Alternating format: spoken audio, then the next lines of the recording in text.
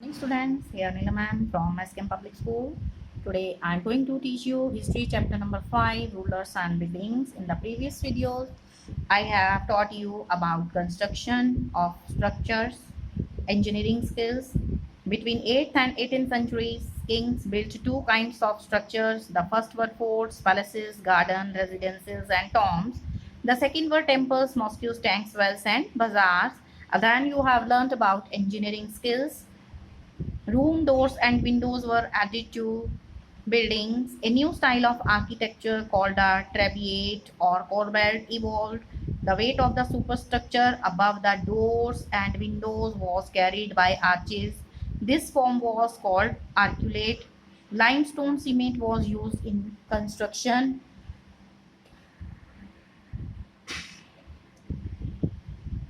Then you have learnt about the Kandriya Mahadev temple, which is dedicated to Shiva, was constructed in 999 by the king Dangadeva of the Chandela dynasty.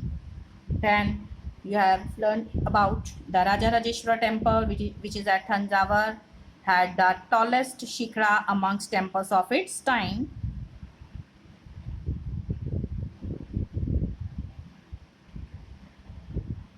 Now today you will learn about technological stylish developments noticeable from the 12th century. So here two technological and stylish developments are noticeable from the 12th century. First is the weight of the superstructure above the doors and windows was sometimes carried by arches. This architectural form was called arcuate. This was called arcuate. And about superstructure, I have told you the part of a building which is above the ground floor. And trabeate, a style of architecture in which roofs, doors, and windows are made by placing a horizontal beam across the two vertical columns. So these are two vertical columns and horizontal beam is placed, and this is called trabeate or corbelled. We can say this is called here corbelled or trabeate style of architecture. Then arcuate number 2 is here. This is then number 2. About arcuate, we can see a style of architecture in which the weight of the superstructure above doors and windows was carried by arches. So this is the style of what? Arcuate. Arcuate, a true arc keystone at the center of the arc transferred the weight of the superstructure to the base of the arc. This is the which architectural style? Arcuate. Arcuate meaning a style of architecture in which the weight of the superstructure above doors and windows was carried away by arches. These are arches. Arches. Arches. And you have also learned about trabeate style. This is which style? Trabeate. Trabeate, a style of architecture in which roofs, doors and windows were made by placing a horizontal beam across two vertical columns. These are two vertical column, and a horizontal beam is put across two vertical columns. So this is called what? We call this trabeate or corbelled style of architecture, and other is trabeate. So we can say the first is which one? Trabeate, and other is arcuate. Other is arcuate. And this is which style? Style of architecture in which the weight of the superstructure above the doors and windows was carried away by arches. So this is arcuate style, architecture style form.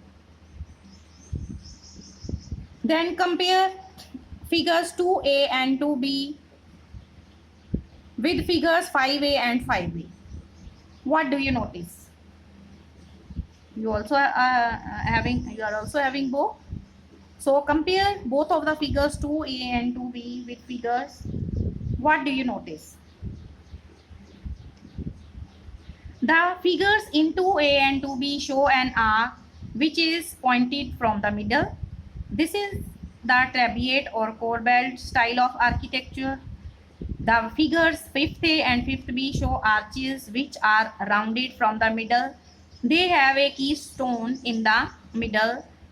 This is arcuate style of architecture. Then number 2 is limestone cement was increasingly used in construction. This was very high quality cement which when mixed with stone chips harden into concrete. This made construction of large structures easier and faster. Take a look at the construction site in figure number 6. So this is figure number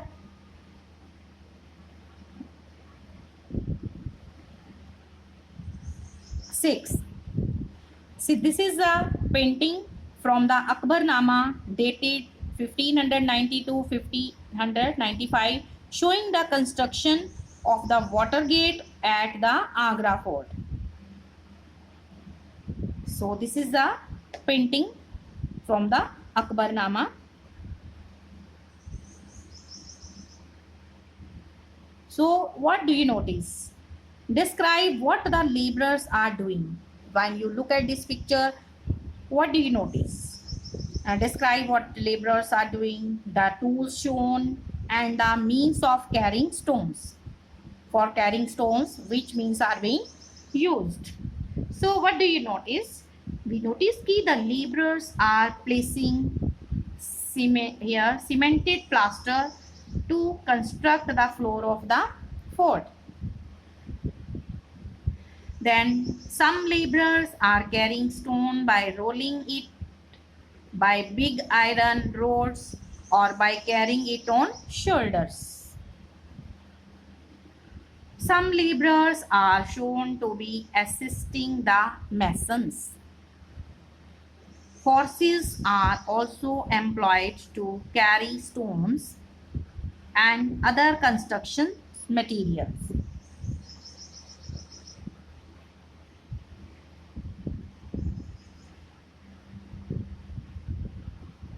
Then building temples, mosques and tanks. Temples and mosques were beautifully constructed because they were places of worship. They were also meant to demonstrate the power, wealth and devotion of the patron. Take the example of the Raja Rajeshwara temple. An inscription mentions that it was built by King Raja Rajendra here, Rajadeva, by the King Rajadeva for the worship of his god. Here Rajeshwaram. Notice how the names of the ruler and the god are very similar. The king took the god's name because it was auspicious and he wanted to appear like a god. Through the rituals of worship in the temple, one god, here Rajadeva, honored another Raja Rajeshwaram. The largest temple were all constructed by kings. The other lesser deities in the temple were gods and goddesses of the here allies and subordinates of the ruler. As they worshipped their deities together in the royal temples, it seemed as if they brought the just rule of the gods on earth. The Mughal Emperor Shah Jahan's chronicle declared that the ruler was the architect of the workshop of empire and religion. Here, Muslim sultans and padshahs did not claim to be incarnations of God, but Persian court chronicle described the sultan as a shadow of God. An inscription in the Quwwat al-Islam Mosque explained that God chose Alauddin as a king because he had the qualities of Moses and Solomon, the great lawgivers of the past. The greatest lawgiver and architect was God himself. He created the world out of chaos and introduced order and symmetry. Here, look at this figure number 7. This is the plan of the Jami Masjid built by Shah Jahan in his new capital at Shahjahanabad 1650 to 1656. Look at this picture. This is the plan of the Jami Masjid built by Shah Jahan.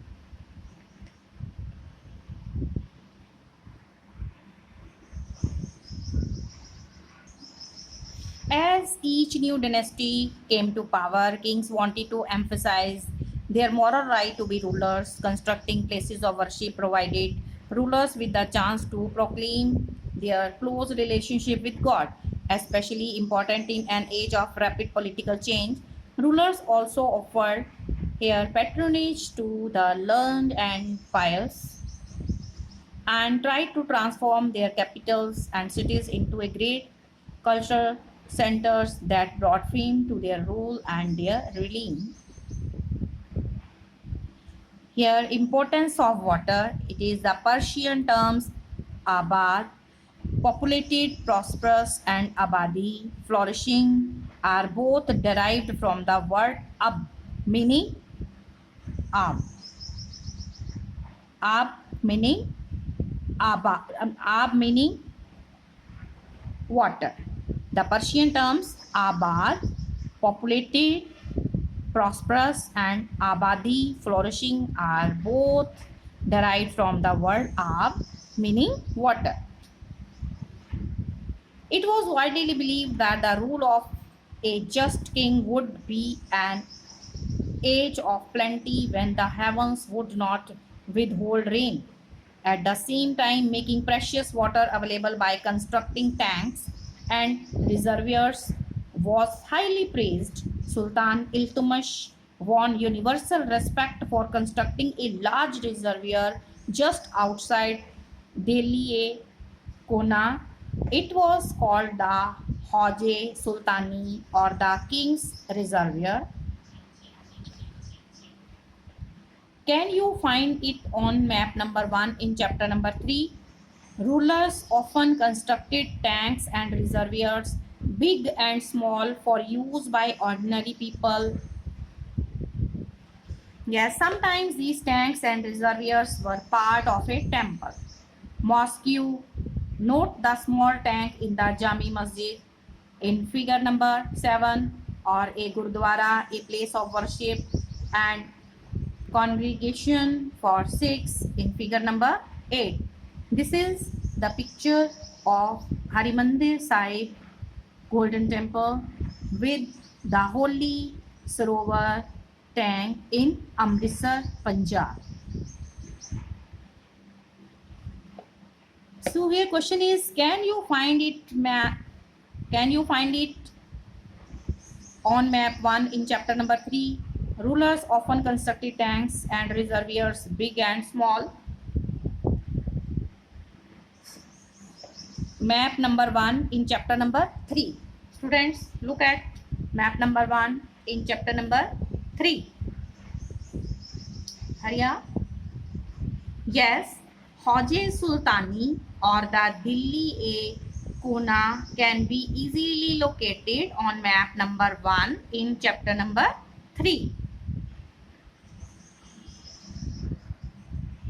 So this is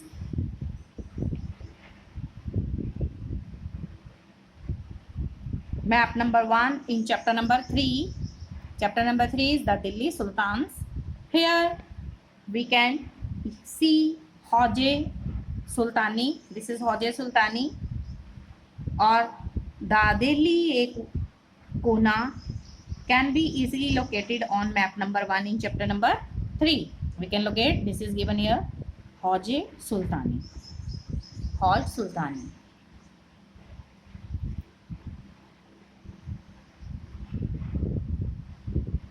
And this is here Hauj Khas. Yes, Hoje Sultani or the Delhi A Kona. Here, Delhi A Kona is also here. Both can be easily located on map number 1 in chapter number 3.